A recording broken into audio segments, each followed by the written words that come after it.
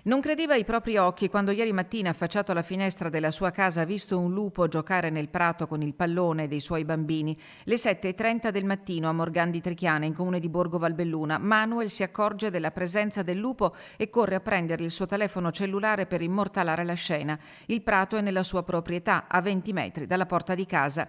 L'immagine del grande predatore che gioca con un pallone tutto infonde fuorché timore, ma a bocce ferme quella sensazione assale lo spettatore, papà di 2 bambini. Non è la prima volta che il lupo si palesa nel comune di Borgo Valbelluna, dove le predazioni nel corso degli ultimi anni sono state numerose, tali da spingere il sindaco Stefano Cesa a informare il prefetto. Stessa cosa nei comuni del Cadore e dell'Agordino, dove, dicono alcuni residenti, si ha paura a portare a spasso il proprio cane ad addentrarsi nel bosco, sia pure per brevi passeggiate.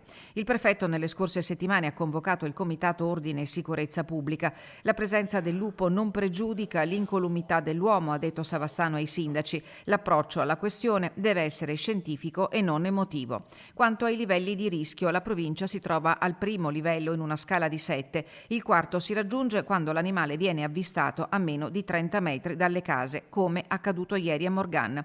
Un comportamento così confidente richiede attenzione. Se si ripete, potrebbero essere attivate misure di contenimento, come è accaduto sul Grappa, dove un lupo è stato colpito con proiettili di gomma.